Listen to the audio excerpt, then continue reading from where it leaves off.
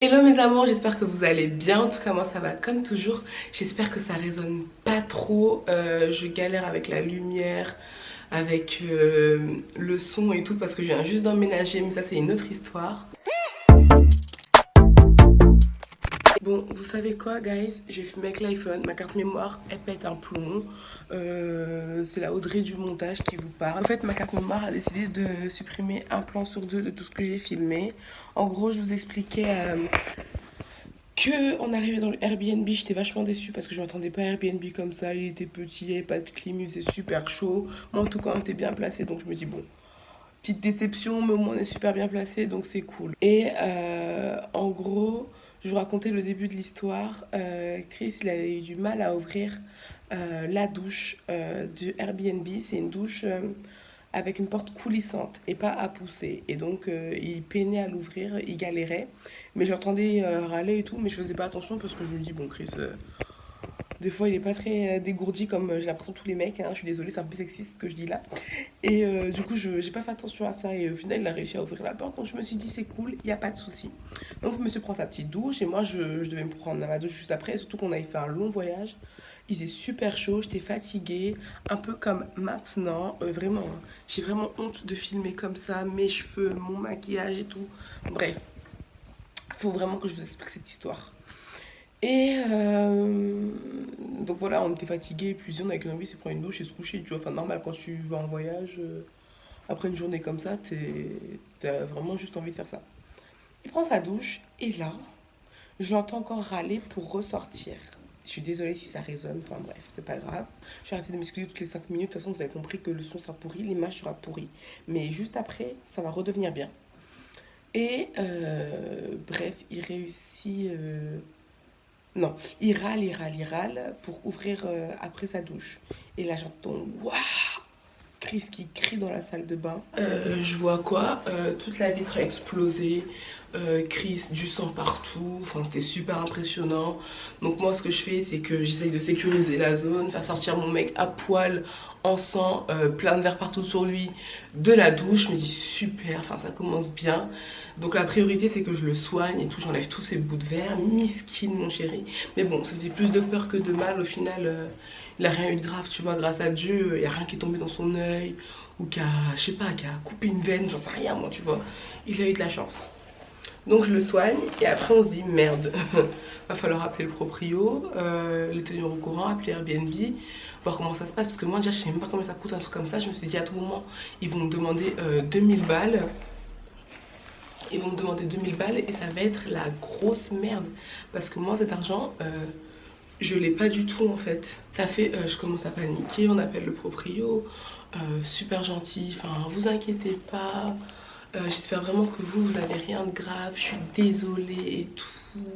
Blablabla, moi je me dis putain, franchement sympa, il s'est soucié de toi, enfin il est pas énervé et tout.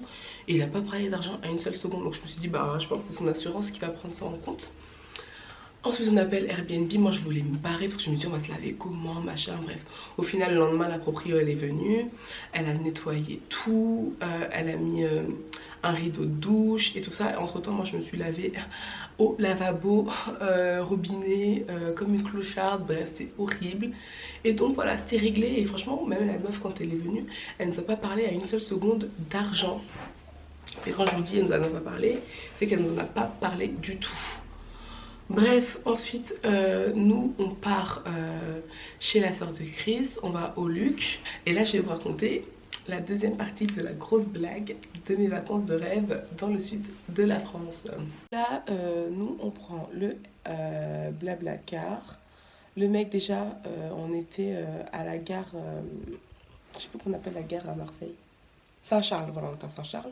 Et on devait l'attendre au dépose minutes. Bah, ce qu'on a fait, on a été au dépose minutes qu'on connaît de cette gare-là, vu qu'on avait pris un hitch le premier jour pour arriver à notre Airbnb, parce que j'avais la flemme de prendre le transport. Et c'était à côté, tu vois. Donc on l'attend, et le mec, bah, Chris il appelle, il dit bah c'est l'heure, on vous voit pas, machin. Il dit bah non, bah c'est moi qui vous vois pas, machin. Chris il dit bah on est au lieu de rendez-vous. Le gars il dit bah je vous avais dit au dépose minutes. Chris il dit bah on y est. Et il dit, mais non, c'est pas au dépose minute et tout. Et je dis, bah si on y est. Et je dis à Chris, bébé, calme-toi, parce que enfin, je voyais que Chris était énervé. Et donc à ce moment-là, je pensais que c'était Chris qui pétait un pont pour rien, parce qu'il était fatigué, il avait chaud et tout. Donc je dis, bébé, calme-toi, parle-lui calmement, ou bien donne le téléphone, je vais lui parler. Il me dit, non, mais il me parle super mal. J'ai dit, bébé, calme-toi, explique-lui, voilà. Donc on lui explique calmement où on est. Je dis, ouais, devant une université, il me semble et tout. Il me dit, non, non, c'est pas le dépose minute, machin. Il y en a un autre, apparemment. Donc il nous indique, apparemment il parle super mal au téléphone à Chris, on finit par trouver des pauses minutes où il était, on arrive. On arrive, il y a lui, par contre il parle super mal au téléphone, mais quand il te voit il est super gentil. Le mec est bipolaire. On arrive, il y a une femme déjà devant. Et nous, on est deux derrière. Donc, il reste, normalement, c'est normal, tu t'en vas comme ça. Mais il a demandé une autre personne. Et Chris, je sais pas si vous voyez, mais il va mettre 90, mon chéri. Déjà, en transport, il a toujours du mal quand c'est les voitures, les longs trajets et tout. Mais alors là, je me suis dit, putain, on va être serré en plus. Il fait chaud, bref. Donc, on attend la troisième personne. C'était une fille. Et donc, il lui parle super mal au téléphone. Et c'est là que je me rends compte qu'en fait, ouais, effectivement, il parlait mal au téléphone avec Chris. Et il lui dit, non, mais c'est pas compliqué. Oh, bah putain, j'ai pas que ça à faire. Enfin, mec, enfin, on paye quand même pour que tu nous déposes. C'est même pas c'est pas un Hitch, c'est pas un Uber, c'est un covoiturage. Donc normalement, c'est censé être sur ton chemin. Donc ça t'arrange en plus. Donc tu vois, tu parles pas comme ça aux gens. Enfin, je sais pas. C'est pas un service que tu rends là, tu vois, c'est une prestation que tu offres. Et que tu es rémunéré d'ailleurs pour ça. Donc bref, il parle super mal à la fille. Finalement, la fille, elle trouve. Et quand elle rentre dans la voiture, elle dit, mais en fait, je savais même pas qu'il y avait un truc ici. Parce que ça, c'est toujours fermé. En fait, c'est une Marseillaise, la meuf. Enfin, c'est une Marseillaise, elle connaît même pas ça. Elle a dit, non, mais en fait, normalement, cette entrée-là, elle est toujours fermée. Et le parking que tout le monde connaît, enfin, le dépôt minute que tout le monde connaît, c'est de ce côté. Dans ce cas-là, vous expliquez bien. Bref, j'ai trop mal au doigt. Bref, on commence à démarrer et il nous dit, ah, vous allez où déjà machin. On réexplique. Donc, nous, on va au Canet Mort, Canet des Morts, ou je sais plus quoi exactement. Et il fallait s'arrêter à la sortie à 13, il me semble. Et donc, on lui explique ça, voilà. Les autres, ils disent où ils veulent s'arrêter. Il y en a une qui va à Nice et machin. Ok. Alors qu'elle est censée être au courant déjà, mais il nous repose la question. Moi, je me dis, bah, écoute, tant mieux, au moins, vraiment, on est sûr et qu'il n'y a pas de mauvaise surprise. Et quelques minutes plus tard, il dit, ah, vous allez où déjà, vous? Je dis, ben, on répète où on va, Canet est mort, sorti à 13, machin. Ok, pas de souci. À un moment, on s'arrête, hein, genre même pas 20 minutes plus tard, il se réarrête. Il dit, oui, j'ai l'impression que mes pneus sont pas bien gonflés, on va s'arrêter pour gonfler. En fait, c'était un prétexte parce qu'il voulait fumer surtout, tu vois. Parce que je pense pas que ses pneus avaient vraiment un problème, mais bon.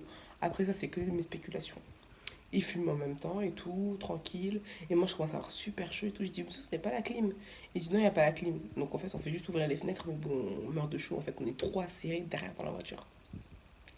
On redémarre. Et genre, je sais pas, 10 minutes après, il dit, ah oui, donc vous allez où déjà? Encore à Chris et moi. Chris lui réexplique. Et le gars, il dit, ah bon, bah écoutez, je vais mettre mon GPS comme ça au cas où, hein, vu que je connais pas très très bien et tout. On ne dit pas de soucis, tu vois. Entre-temps, nous, moi je m'endors et tout. Chris, il avait mis le GPS sur son téléphone. Moi je m'endors. C'est pas, je me réveille, je vois Chris, il est énervé. Je dis, bébé, qu'est-ce qu'il y a? Il dit, bon, je pense qu'il a dépassé la sortie là. Regarde.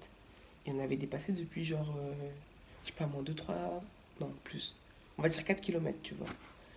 Et je me suis dit, wesh. Du coup, au bout d'un moment, on dit au gars, par contre, on croit que vous avez loupé la sortie. Donc, on fait comment? Et Chris, il voit que déjà on a beaucoup de retard. Il prévient sa sœur et tout, parce que sa sœur devait nous chercher justement à la sortie à 13 en question. Et Chris il dit, mais ouais, vous avez loupé la sortie. Et il dit, bah non, j'ai pas vu encore hein, votre sortie. Chris il monte le GPS, il lui dit, oui, si, vous avez loupé la sortie. À un moment en plus, j'ai vu un truc cané, machin, qui ressemblait. Mais vu que moi je connais pas, bah je me suis dit peut-être que c'était après la sortie, c'était juste une indication. Et voilà, on n'y connaît rien. C'est toi qui es le chauffeur en fait. C'est toi normalement qui dois assurer bonne réception du colis au bon endroit. Tu vois ce que je veux te dire? Donc au bout d'un moment je me dis je sais pas, déjà qu'on a eu beaucoup de retard, t'as cru que tu voyageais avec tes potes. Là maintenant je commence à dire oui j'ai pas vu la sortie, machin, bref ça m'a un peu gonflé. Et là c'était que au début de ma gonflade. Alors ma tresse je ressemble à... Bref, je vais pas vous dire à quoi je pense que je ressemble. Et qu'est-ce qui se passe? Du coup, nous, bah, on commence à on avance, parce que bah, il va s'arrêter en plein d'autoroute. Et on voit qu'on s'éloigne de plus en plus, tu vois. Genre, on était au moins à genre 15 km, je crois. Et il lui dit, mais on va faire comment maintenant? Enfin, on fait quoi?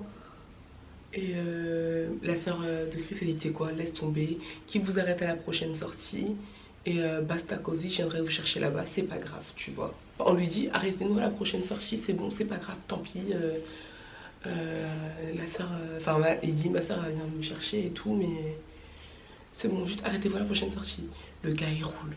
Il roule, il roule, il roule, il ne s'arrête jamais de rouler. Désolée pour les changements de lumière, hein, vraiment je suis mal à la lumière du jour, je suis dans ma chambre. Bref, le gars ne s'arrête jamais de rouler, on ne comprend pas. Moi je commence un peu à m'énerver derrière, je dis, enfin c'est pas normal, vous nous avez dit que vous allez mettre le GPS. Nous, on n'est pas d'ici, on n'est pas les chauffeurs, donc c'est pas à nous de voir la route, c'est à vous. Et vous n'avez pas mis le GPS alors que vous m'avez dit que vous alliez le mettre, on vous a fait confiance. Maintenant on est je sais pas combien de kilomètres après le truc, je sais pas, vous n'avez pas vu le panneau, je comprends pas, vous regardez pas devant vous. Enfin moi je commence à péter un plomb, enfin ça commence vraiment à me saouler en fait. Je me dis c'est n'importe quoi, parce que le mec on dirait il voulait mettre la faute sur nous. Oh j'ai pas vu le panneau, j'ai pas vu le panneau. Je me dis mais wesh, enfin tu fais un blabla car tu t'assures que les gens ils arrivent au moins au point de rendez-vous qu'ils ont payé pour. En fait c'est même pas comme si on partait entre potes que tu nous rendais un service, frère, tu as de l'argent sur ce trajet en fait. On a payé quelque chose, on a payé une prestation, donc tu nous l'as fourni, tu fermes ta gueule. Je suis désolée, ça va commencer à me gonfler parce que ça a commencé à me gonfler parce que je vais raconter la suite. Le mec était super culotté, donc il commence, il dit quoi? Non mais écoutez, on va là à une sortie, on va faire demi-tour. Chris il dit non, arrêtez-nous à la prochaine sortie, c'est bon, ma soeur elle va venir me chercher, c'est bon, juste arrêtez-vous. Et il était vraiment calme mon chéri, parce que vraiment faut pas le chauffer en fait. Et je sentais qu'il allait finir par péter un plomb, donc je me suis dit putain comment ça va chauffer, donc le mec il a intérêt à se la fermer, parce que Chris te dit arrête-le, arrête-le en fait. Et il dit on va se calmer, voilà. Il se retourne comme ça, il dit à Chris on va se calmer, on va se calmer. Chris il dit arrêtez-moi, la prochaine sortie je sors, arrêtez-moi. Il dit oh on va se calmer, il dit à Chris on va se calmer. Alors attends frère, tu nous as ramené à Tataouine-les-Bains, on sait même pas, il n'y a même pas de trucs où s'arrêter et tout, et tu vas nous dire à nous on va se calmer. Chris il dit juste arrêtez-moi la prochaine sortie, ma soeur va venir me chercher, on va pas faire demi-tour parce qu'on est je sais pas combien de kilomètres devant, et il y a d'autres personnes que vous devez ramener aussi, parce que lui il en a rien à foutre hein.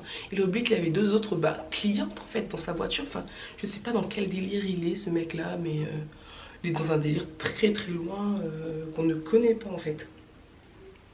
Donc ça fait, on s'arrête et tout, il dit vous êtes sûr que vous voulez pas qu'on fasse demi-tour?